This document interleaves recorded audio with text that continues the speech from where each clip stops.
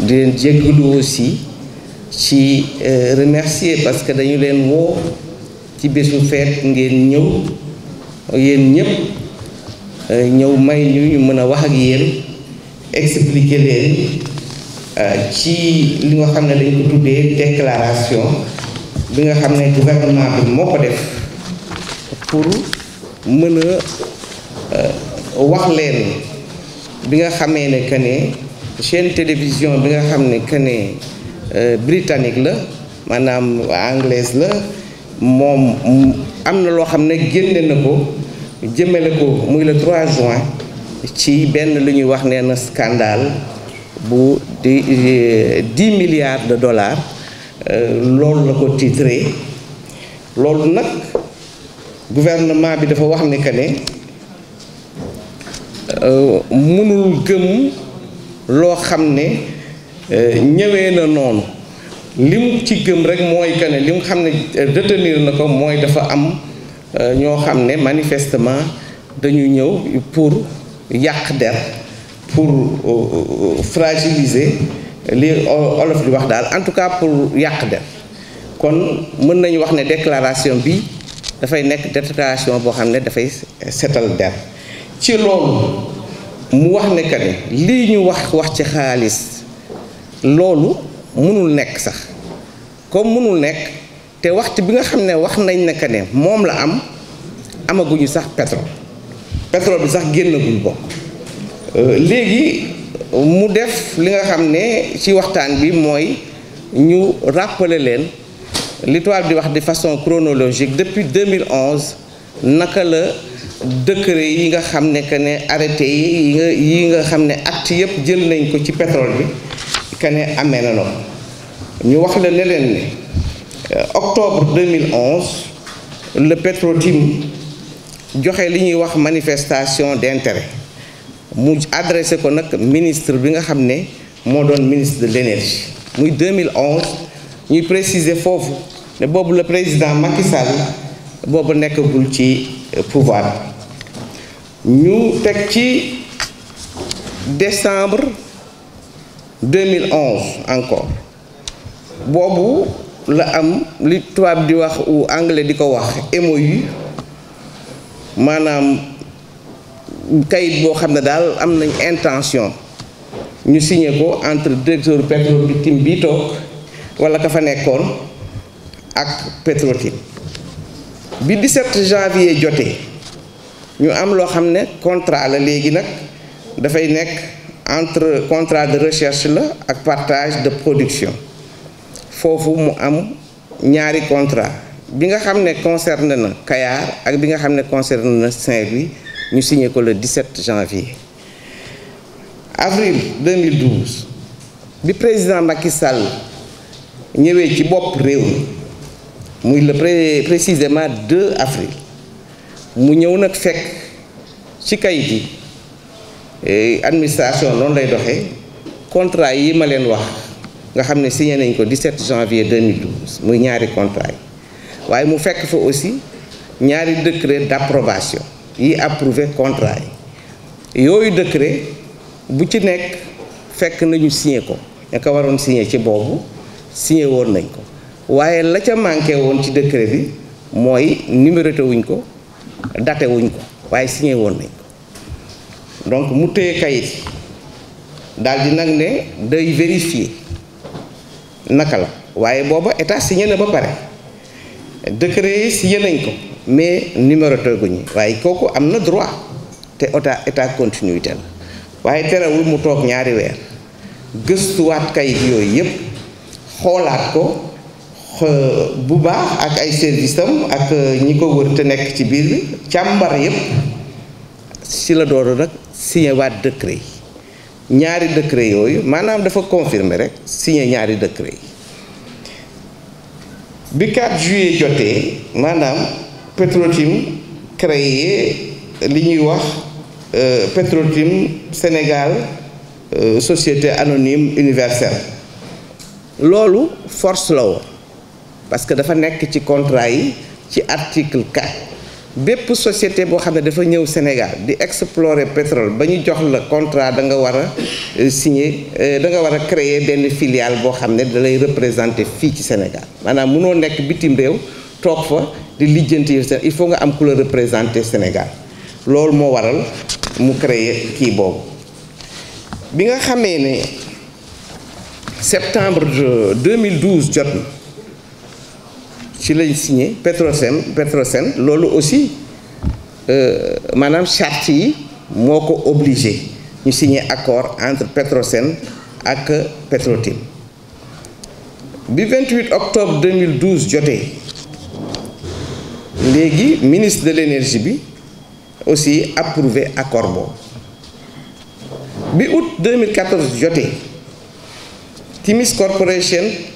jël nag léegi li nga xam ne woon mooy acte yi droit yi ñu amoon ci totalité obligation yi nga xam ne Petrotim am na ko ci bloc yooyu ma leen wax muy Saint-Louis offshore profond ak Kayar offshore profond loolu mu def seen session boobu dafa am arrêté bu ñëw dëggal bi ñu ñëwee ba septembre 2014 Cosmos Énergie Sénégal ñëw jëlaat 60% wu droit ak obligation yooyu ci bloc yi ma leen wax mu jël ko muy lu normal entre sociétés privées évoluant dans le domaine. Juin 2015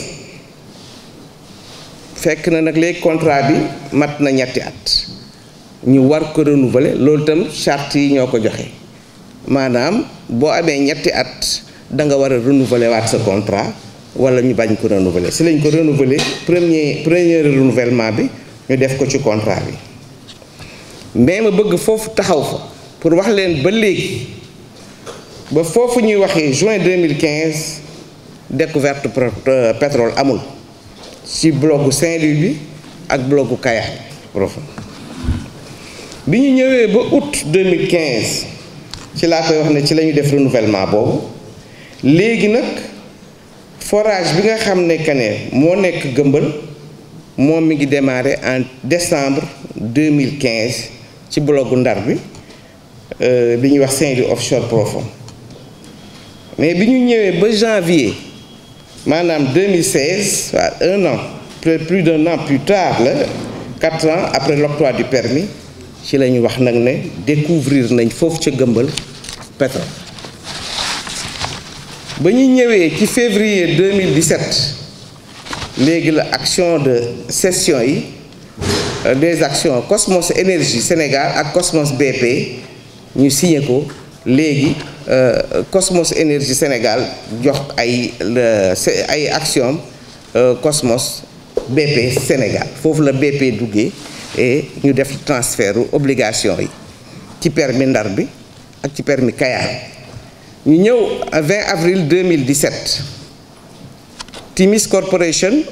notifié Petrosen intention bi nga xam ne am na ko pour jox BP intégralité wu droit yi mu am ak obligation yi mu am ci contrat de partage de production d'hydrocarbures et aux accords d'association bu blocu Kayar kon léegi moom dafay jox BP maanaam li mu amoon yépp daf ko koy séddee ci blocu Kayar bi may wax rekk foofu te ni ma leen ko dégg li waxee itam defe naa ne noonu nga leen ko déggee que jusque là amul dara lu manqué ci procédure lépp luñ ci def nii dañ ko def mu wekkandiku ci procédure yi nga xam ne moo nekk ci code yi moo nekk ci loi et règlement en vigueur dans le domaine pétrolier te loolu dafa di loo xam ne lu ñuy def la partout maanaam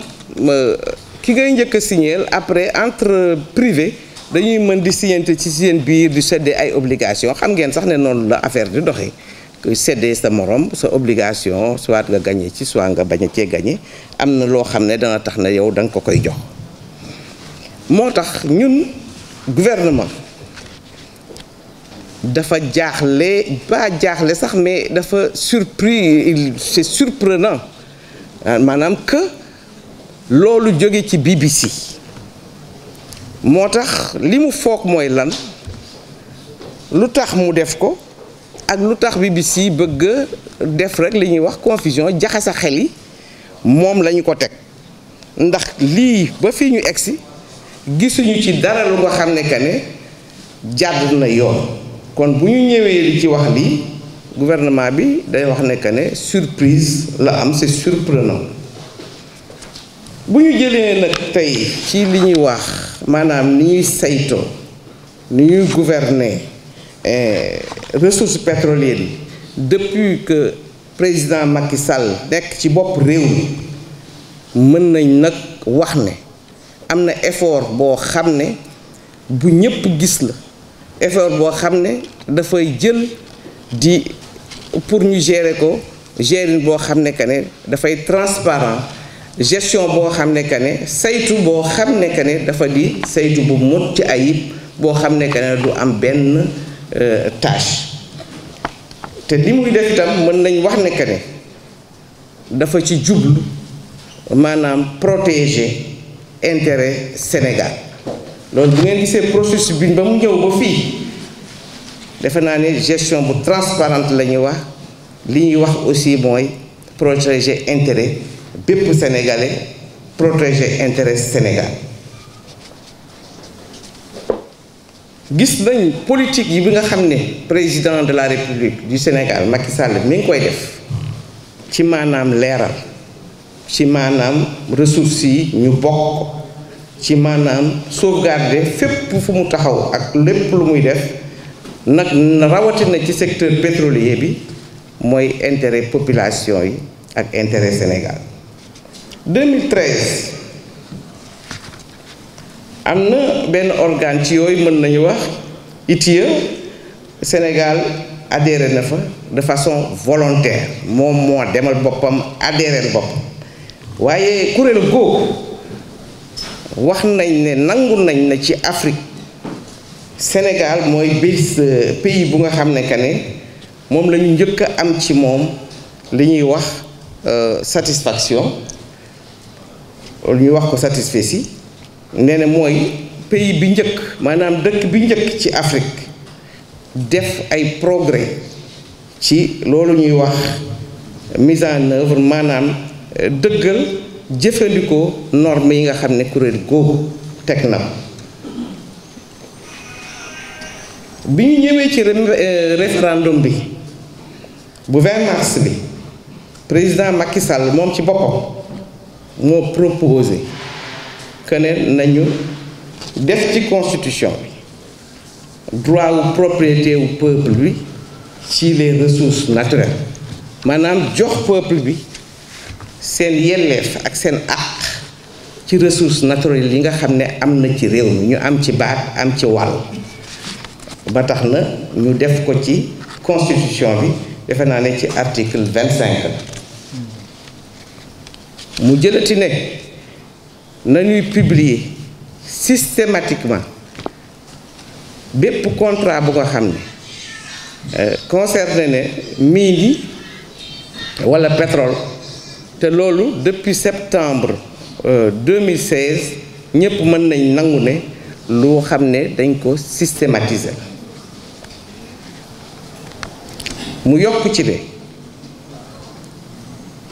defal comité orientation stratégique mooy COS-Petrogaz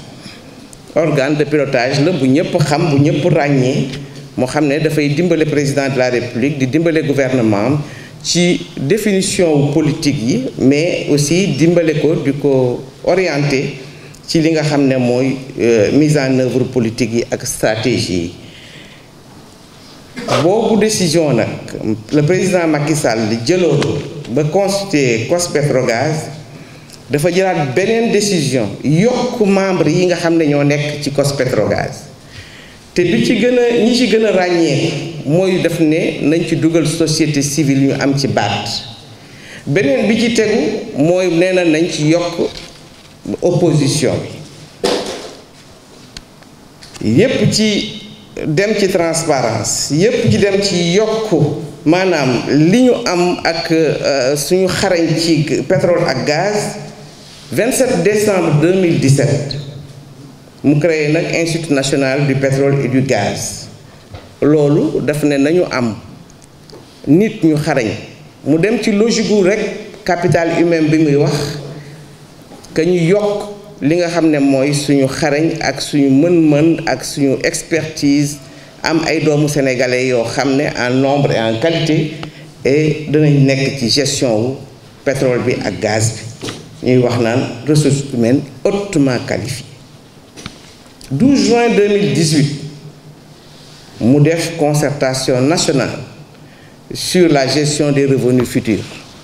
issus de l'exploitation des ressources pétrolières defe naan boobu Sénégal yépp bokkoon ci waxtaan boobu te ñépp ko rafetlu woon bi ñu ñëwee ci février 2019 ñu assemblée ñu yóbbu fa loi bi nga xam ne moom la ñuy wax contenu local. Contenu local nag loi boobu li ko tax a jóg mooy def ba nga xam ni secteur privé national maanaam suñu homme d'affaires et suñu chef d'entreprise yi dañuy bokk ci gestion bi et dañ ciy dem ba nga xam ne seen participation ci création wu li ñuy wax valeur ajoutée dafay nekk lu mucc ayib lu am loo xam ne lu ñu reconnaître la maanaam luñ ci mën a am dañuy maximiser seen participation ak li nga xam ne que ne mooy les bénéfices et les retombées au niveau local. Loolu voté nañ ko ci assemblée nationale ñu adopté encore en conseil des ministres li nga xam ne mooy charte bi loi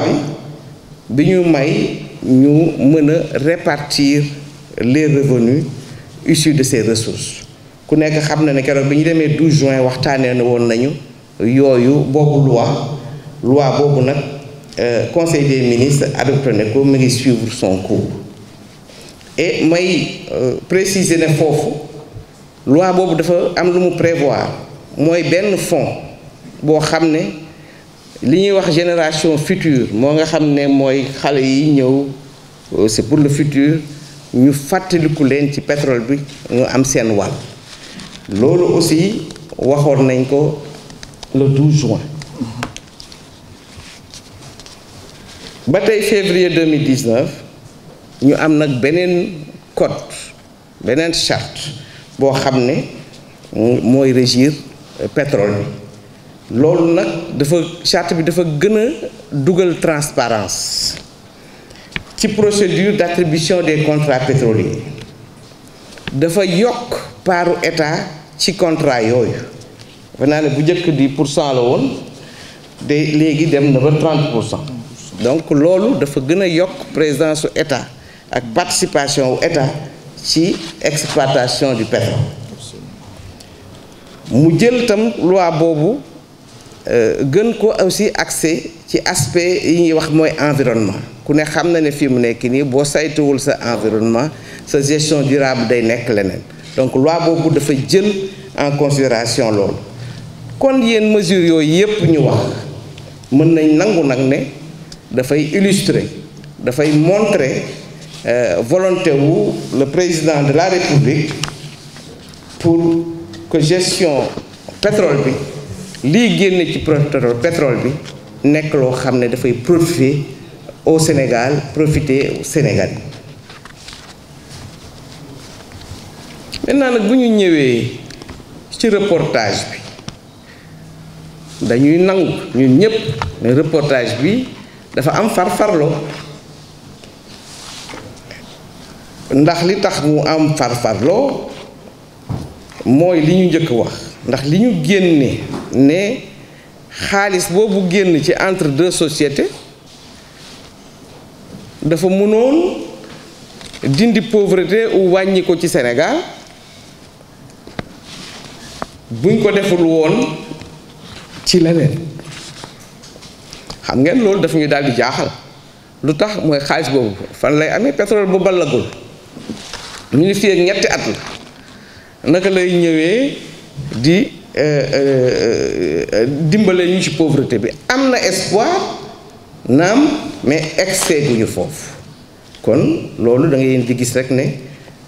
tooñ la ak wane daal nekk ne dañoo bëgg yàq beneen bi mooy image yi génn ku ne xam na ne image yooyu mënul nekk lii ñuy wax ne que ne population bi dañu génnoon di manifester man de yëguma ko en 2012 loolu bu amoon loo jël image yu nga xam ne dafa am en c'était en 2016 nga génne ko ne ci fee yu amoon en 2012 la te loolu musta am opposition moo doon def manifestation 14 octobre 2016 nga jël illustré ko ci ay faits yoo amul sax yoo xam ne que ne en tout cas daté ko de 2012 kon ku am bon sens war nga xam ne que ne loolu amul. beneen bi dafa am mbindum maanaam yëfu journalisme yéen a ma ko gën a xam dafa am code éthique ak li ñuy wax déontologie kon su fekkee ne dafa am ci benn mbir boo xam ne yaa ngi koy traité war nga nag jox parole defe naa ne képp koo xam ne mi ngi yëngu ci biir en tout cas parti yi ko bokk surtout ki nga xam ne moom ngay incriminer waaye su ngeen xoolee li ci am mooy rek que